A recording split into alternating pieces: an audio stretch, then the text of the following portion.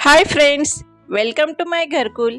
आता उन्हाळा सुरू झाला आहे तर आईस्क्रीम हे बनवलंच पाहिजे. आणि जर घरगुती बनवलेलं आईस्क्रीम असेल तर त्याची चव ही खूप न्यारीच. तर आज आपण टेंडर कोकोनट म्हणजे आपल्या शहाळ्याच्या मलईचं आईस्क्रीम बघणार आहोत, तेही अगदी साध्या सोप्या पद्धतीने. इथं मी आईस्क्रीम बनवण्यासाठी सर्वात आधी कढई गरम करायला ठेवली होती. त्यात मी 1.5 वाटी दूध घेतलं आहे. हे दूध मी आपलं नेहमी रेग्युलर जे दूध असतं तेच घेतलं आहे. तर याला आपल्याला उकळी न काढता फक्त थोडंसं गरम करून घ्यायचं आहे. लो टू मीडियम फ्लेमवरती आपण हे दूध गरम करून घेतलं आहे. तर आता यात मी अर्धी वाटी दूध, त्यामध्ये मी 5 चमचे मिल्क पावडर घालून मिक्स करून घेतली आहे. ते मिश्रण आपण ह्या दुधामध्ये टाकायचे आहे.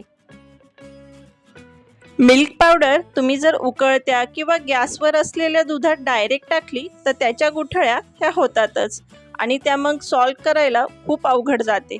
त्यामुळे बाजूलाच एका थोड्याशा दुधामध्ये आपण जेवढी आपल्याला लागती तेवढी मिल्क पावडर मिक्स करून त्यानंतर ते दूध मिक्स करावे, म्हणजे आपली एकही गुठळी होत नाही. तुम्ही बघू शकता. आता आपल्याला लो टू मीडियम फ्लेमवरती हे दूध आटवून घ्यायचं आहे.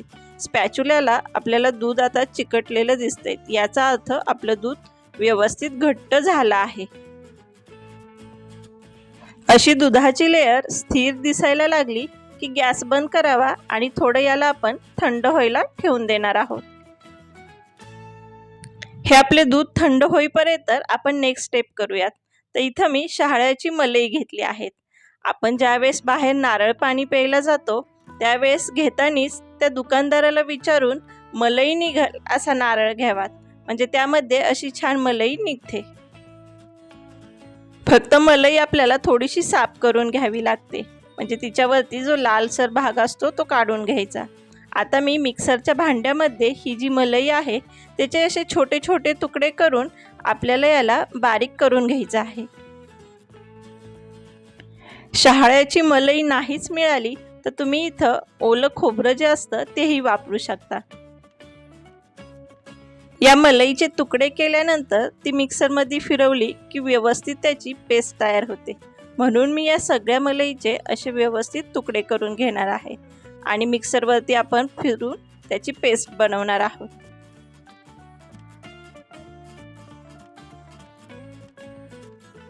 आता या तुकड्यांना आपण 1 ते 2 वेळेस फिरून याची पेस्ट बनवून घेऊ. अशा प्रकारे आपल्याला हे शहाळ्याची मलई बारीक करून घ्यायची आहे. त्यामध्ये मी 2 चमचे पिठी साखर घालणार आहेत. मलई आपली असंही थोडीशी गोड असते आणि यात आपण क्रीमही पुढं वापरणार आहोत. आता त्याचबरोबर जे आपण घट्ट केलेलं दूध होतं तेही घालून घ्यायचं आहे. यालाही आपण एकदा मिक्सरमधनं फिरून घेणार आहोत. फिरवल्यानंतर आपलं आईस्क्रीमचं बॅटर तयार झालं आहे. त्याला एका बाउलमध्ये काढून घेणार आहोत. आईस्क्रीमला थोडंसं सॉफ्टनेस, रिचनेस येण्यासाठी मी इथं अमूलची फ्रेश क्रीम वापरणार आहे. हे संपूर्णच पॅक आपल्याला वापरायचं आहे. ही व्हिप्ड क्रीम नसल्यामुळं आपण याला मिक्सरमधनंच फिरून घेणार आहोत. परंतु तुम्ही जर आईस्क्रीमसाठी व्हिप्ड क्रीम वापरणार असाल तर तिला अगदी प्रॉपर जसं केकसाठी फेटलं जातं तशी फेटून घ्यावी. आता ही क्रीम आपण एक ते 2 वेळेस फिरून घेणार आहोत.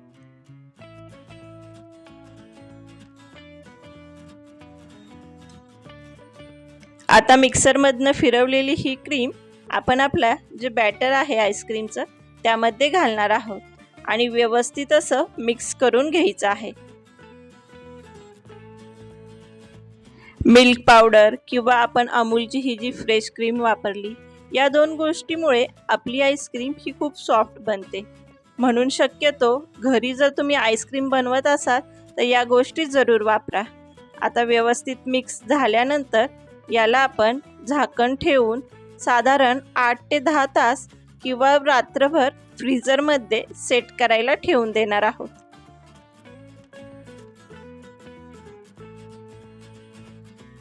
इथे माझ्याकडे हे एअरटाईट कंटेनर आहेत की त्यामध्ये आपल्याला एअर पास करता येते. तर अशा डब्यामध्ये मी ही आईस्क्रीम सेट करणार आहे. परंतु तुम्ही जर तुमच्याकडे एखादं दुसरं भांडं असेल तर त्यावरती फॉईल पेपर लावून आईस्क्रीम सेट करू शकता, म्हणजे आईस्क्रीमच्या वरती बर्फ साचत नाही. तर आता 8 तासानंतर इथं आपली आईस्क्रीम छान अशी सेट झाली आहे.